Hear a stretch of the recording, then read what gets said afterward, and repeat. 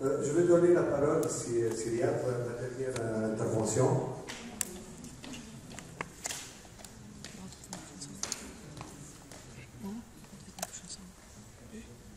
Merci. Donc, juste pour finir, donc, dans le même sens que mon collègue, la pédagogie est active ou participative. Tout d'abord, je suis d'accord que ce n'est pas forcément une pédagogie à distance. Ce que disait mon collègue. Dans ce cadre-là, bon, Subcom s'est engagé pour réformer son plan d'études et introduire cette notion de pédagogie participative dans ses enseignements. Ceci demande donc beaucoup de moyens, beaucoup d'investissements à faire, beaucoup d'efforts de la part des enseignants, bien sûr. Mais c'est pas ça qui me fait peur. En fait, ce qui me fait peur, c'est comment faire passer les étudiants, changer la façon d'apprentissage des étudiants, eux qui, pendant des années, 15 ans, 18 ans, ont eu une pédagogie normale, classique, et un jour on leur dit, voilà, maintenant vous allez changer, vous allez faire de la pédagogie participative, vous allez faire beaucoup d'efforts, faire beaucoup d'efforts d'apprentissage, etc. De motivation aussi. Voilà. Donc je parle de motivation des étudiants. Est-ce que c'est, comment on va faire? Est-ce que c'est les enseignants qui vont jouer, mon collègue a dit jouer le psychologue, est-ce que c'est à nous de faire le psychiatre, le psychologue pour les étudiants? Est-ce qu'on sera accompagné dans ce sens? Comment motiver les étudiants? L'étudiant, d'ailleurs, vous avez vu la note tout à l'heure, le 9 étudiants ont donné une note entre 10 et 5 et 10, je crois, pour l'expérience de Mme Sophie. Donc il y a une résistance de la part des étudiants. Il y a une résistance. L'étudiant, il veut garder sa pédagogie classique. Il va avoir sa note et partir peut-être à l'étranger, je ne sais pas. Peut-être qu'il n'a pas envie de faire cet effort-là. Alors comment faire? C'est ça mon problème. Je peux faire beaucoup d'efforts pour faire de la pédagogie active, ça, il n'y a pas de problème. Mais comment motiver les étudiants? C'est ça mon problème. Merci, Elias. Donc,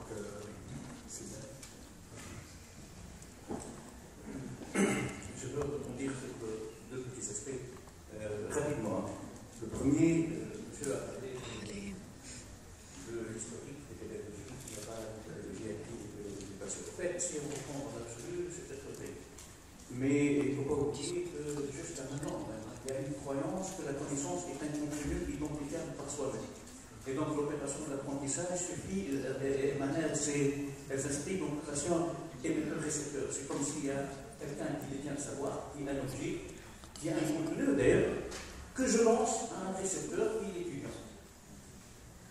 La pédagogie active, elle s'inscrit dans un schéma autre. Elle dit que l'apprentissage n'est pas une transmission de contenu parce que la connaissance n'est pas un simple contenu, un objet identifiable par lui-même. Il est l'interaction entre quelqu'un qui est un apprenant et qui est un système adaptatif complexe qui comporte des dimensions multiples et dont la chaîne de finalité est très importante dans l'ouverture des canaux d'apprentissage.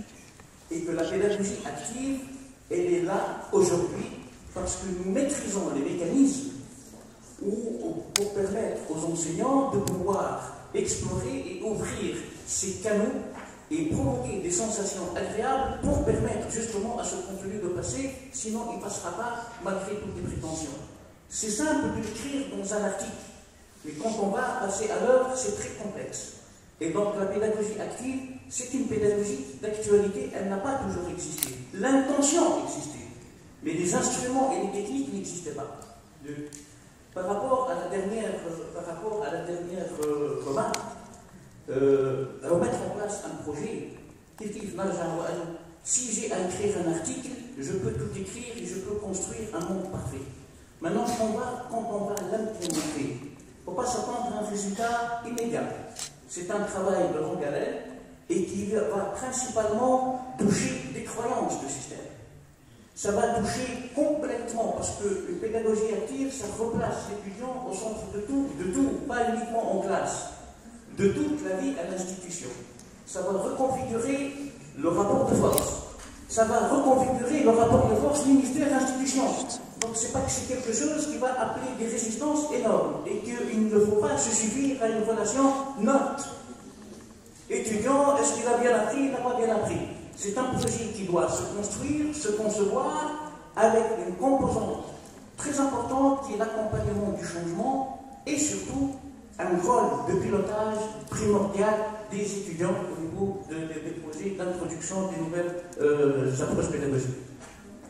C'est la conduite du changement. Donc, une dernière intervention assez rapide, Madame la Sénatrice. Merci. Moi, je suis très contente par ce débat, parce que ce débat, il remet à jour l'importance des sciences humaines, puisqu'on a terminé par les sciences humaines.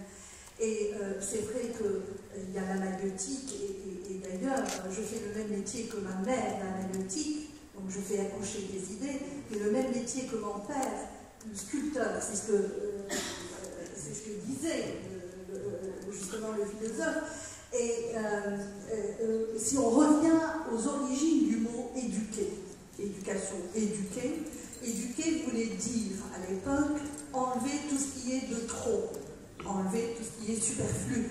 Et c'est exactement ce que notre collègue avait dit. Comment est-ce que je peux accompagner aujourd'hui les étudiants à éliminer tout ce qui est de trop dans ces flux? Moi, je crois que tout le monde est d'accord, mais il y a une polysémie par rapport à la compréhension des concepts. Je suis d'accord, tout à fait d'accord avec vous, qu'il y a un problème dans la réduction de la pédagogie classique au modèle transmissif. Parce que c'est ce que nous faisons classiquement. Donc c'est ce qui est conventionnel. Mais la pédagogie classique, elle est autre aussi, et elle est diverse, et elle est multiple, en intégrant une activité. Et pour justement confirmer l'activité, même en présentiel, on a fait un sondage, une enquête dans mon établissement, et seuls 10% des enseignants annoncent les objectifs du cours, du module, ou en quoi ça pourrait servir aux étudiants au démarrage du cours. Et donc, n'est-ce pas là un outil d'implication et d'engagement? L'évaluation et le feedback sur les évaluations, c'est un outil d'engagement. L'implication dans les activités d'apprentissage tout le long du processus d'apprentissage et l'appropriation par l'apprenant par son apprentissage, c'est une forme d'activité. Alors, on est d'accord que tout ça, ça relève du pédagogique et du disciplinaire.